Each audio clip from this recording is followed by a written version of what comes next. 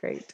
So thanks so much, Leonie and Mac, for joining me. So my name is Sarah Spring. I'm the Executive Director of the Documentary Organization of Canada.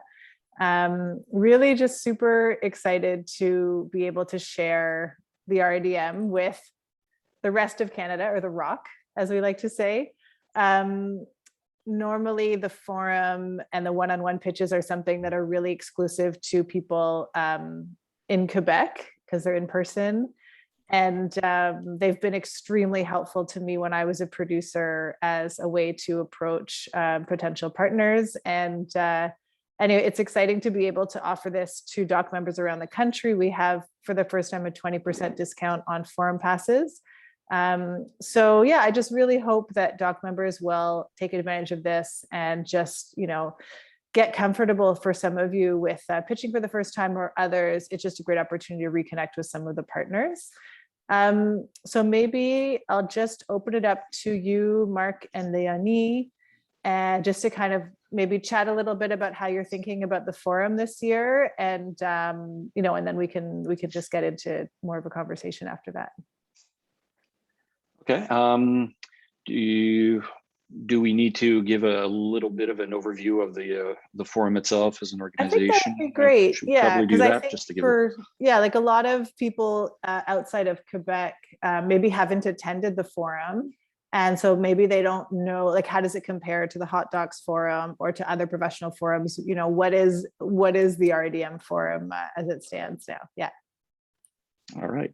And full disclosure, this will actually be my first RIDM Forum. I am fairly new to the organization. I arrived here from Moncton, New Brunswick it was back in February, actually. So I'm very grateful to have Leonie here with me, because she does have a few years experience with the actual forum. So to her, it's not just a set of timetables and various planning stages and meetings. It's an actual living, breathing thing. So she will be helping me, I believe, to fill in what blanks I may have. So the Forum RIDM is actually its own organization, working both within and without the RIDM proper. So it's responsible for all our industry-based initiatives, which take place throughout the year. For example, we organize various labs with SODEC, a major public funding partner here in Quebec, at a number of documentary festivals and industry events in Canada and elsewhere, like at Hot Docs. We have some at CPH Copenhagen, Sunny Side of the Dock Marseille. We got some stuff going with Munich and Guadalajara. So yeah, quite active throughout the year at this point. But the Forum RIDM as an event will take place from November 13th to the 17th within the festival itself, which will be running from the 10th to the 21st of November. So after a completely virtual forum last year in 2020, we opted for a mostly in-person edition this year. So that was decided months ago.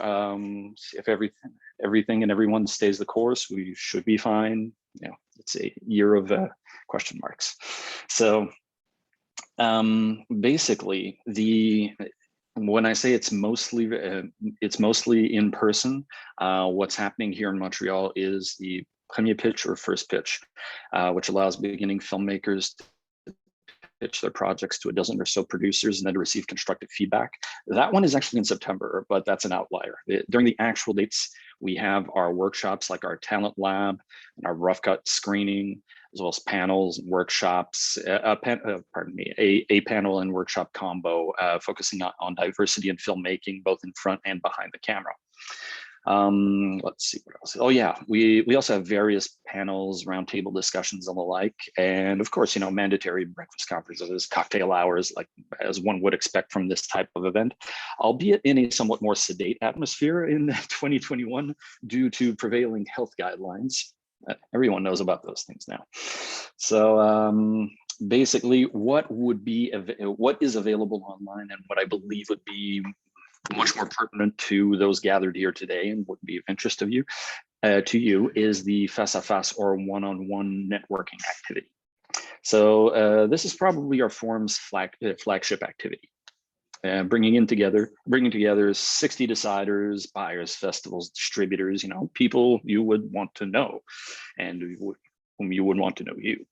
So filmmakers that apply select 12 industry professionals that they would like to meet, but the final tally will be made up of at least 4 from their list, with another 6 selected by us through a very intricate selection process. That equals 10 meetings, speed dating style. So those will be held on our Whereby platform. So registered participants receive their planning and connection instructions by email around a week or so before the event.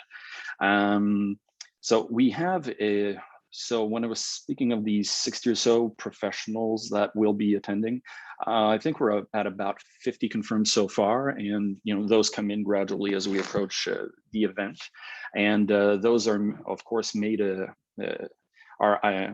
available to the registrants, so you can give us your wish list in advance. And so I think we could probably share that list, or go through that. Would be give you a good idea. That is available right now on our website, I do believe. Yeah.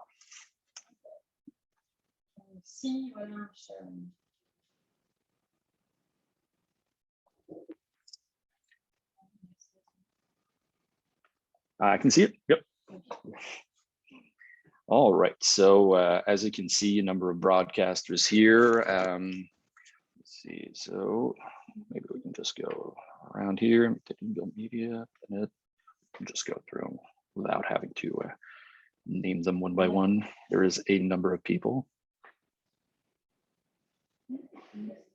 Just going through a bit. So these are professionals from a bit around the world. So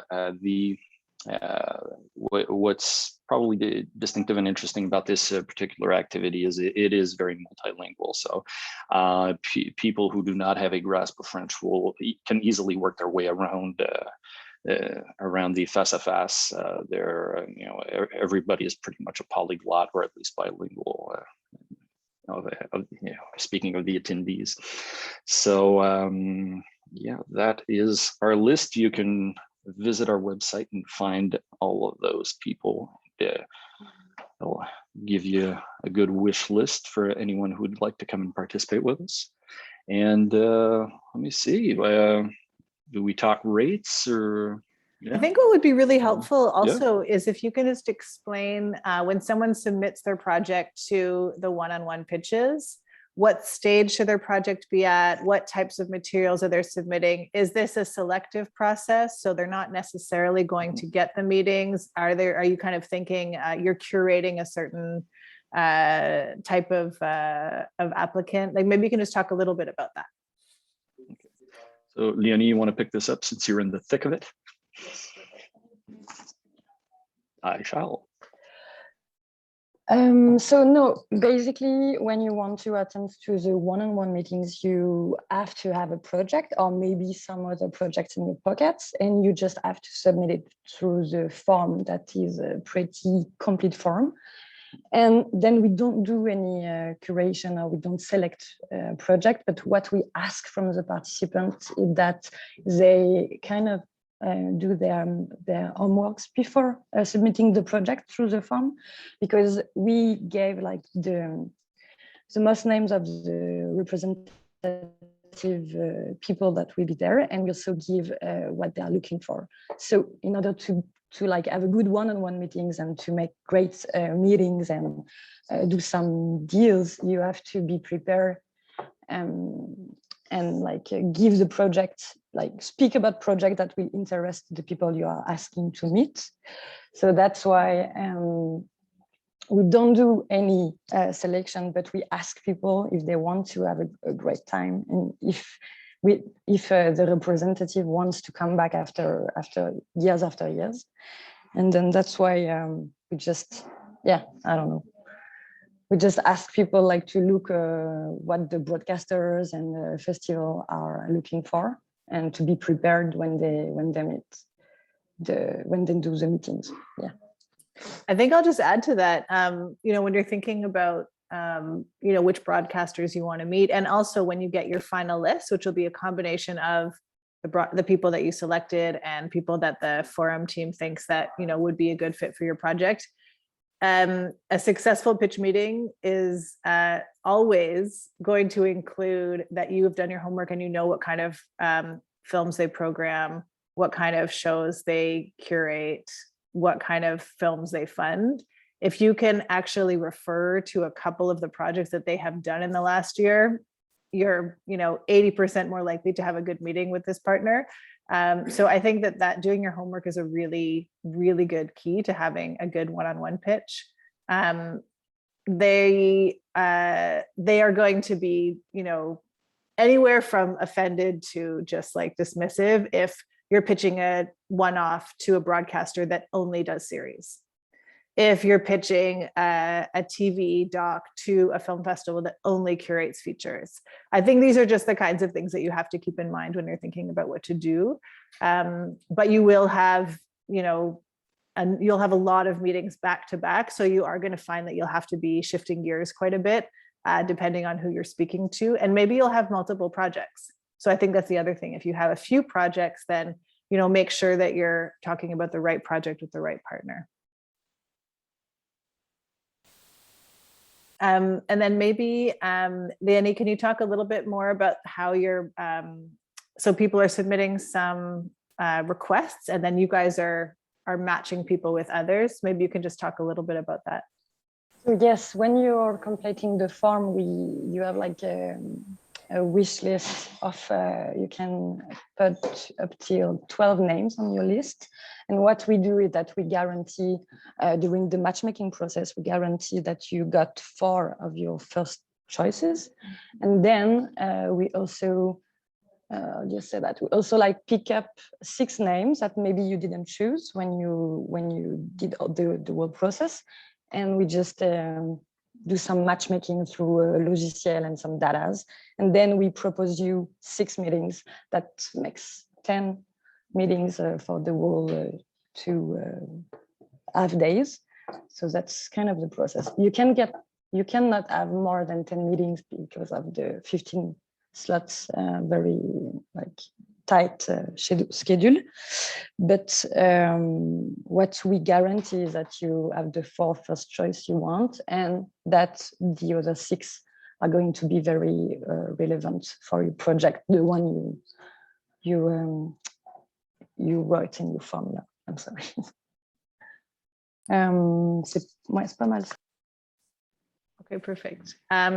And I mean, I just, we have a few people in the audience there. Does anyone have any questions about your project? We have this benefit of kind of like an intimate conversation. I think most doc members will probably watch it after work hours on the recording, but please feel free to throw a question up, or we can actually just open this conversation up. I'm going to click allow to talk on all of you, and you really don't have to turn your video on if you don't want to. But feel free to jump in if you have any questions about your project. We're here to answer. Oh yeah, great. And Leonie has put the pricing up on the board, so that's really great too.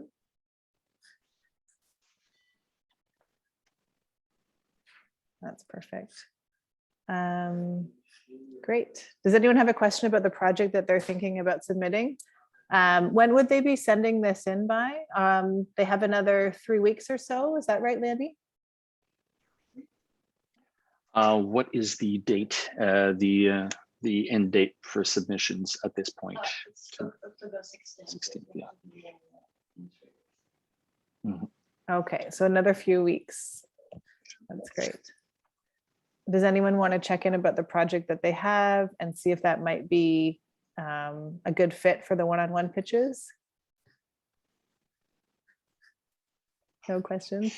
I found that when I was pitching films at the one-on-one pitches, I found that even if I had a film that was in really early development, sometimes it was helpful to pitch it because it also helps you to kind of get a good sense of how to talk about your project with a funding partner, with the festival, with a broadcaster.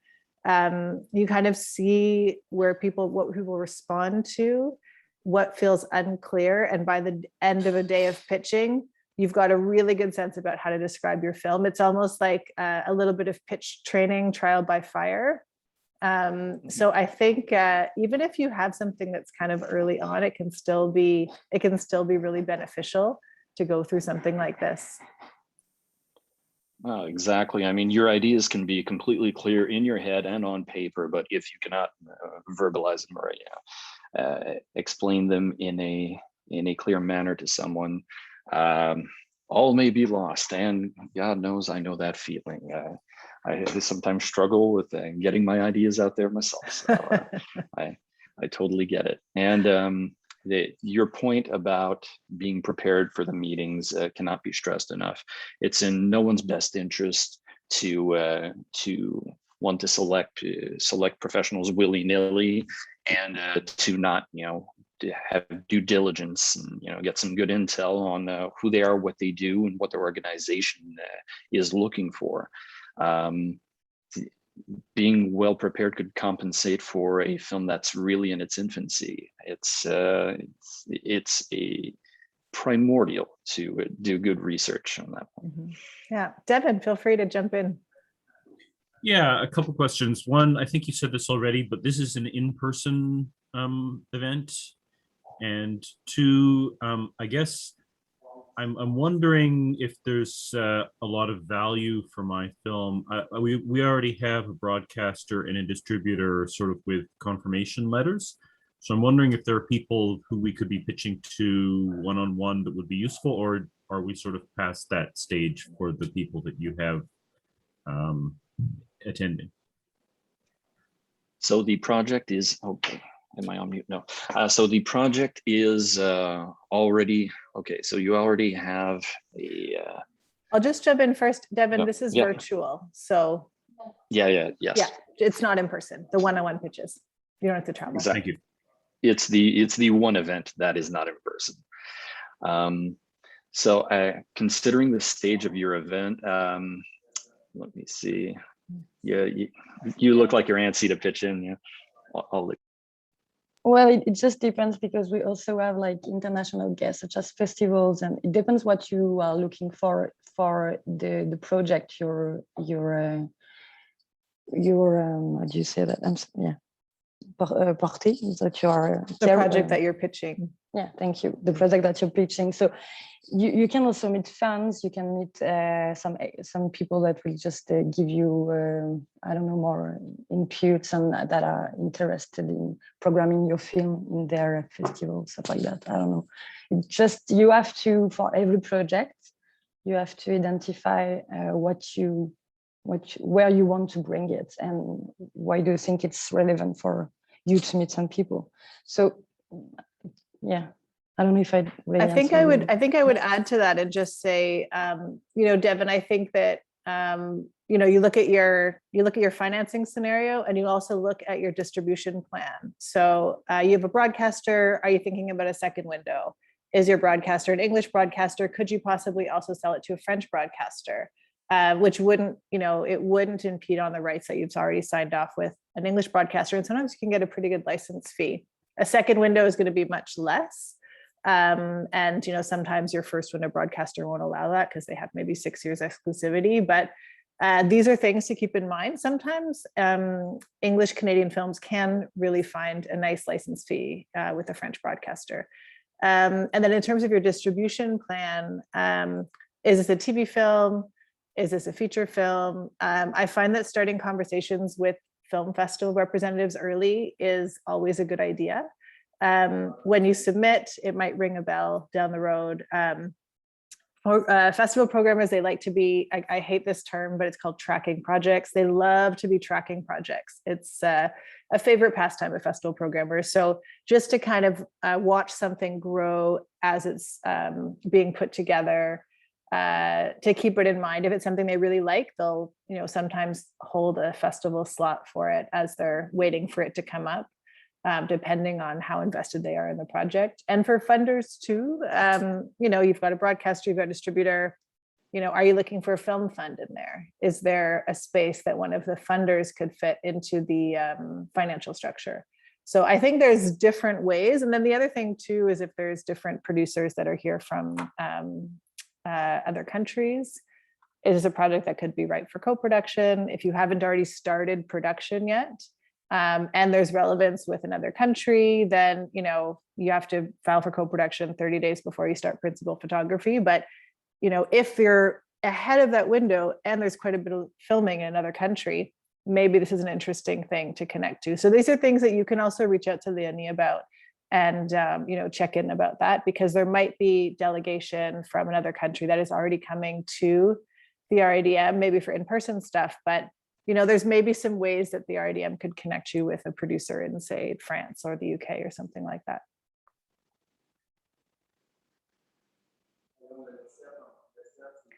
Does any of the other participants have a question about their project or how they're thinking about pitching it?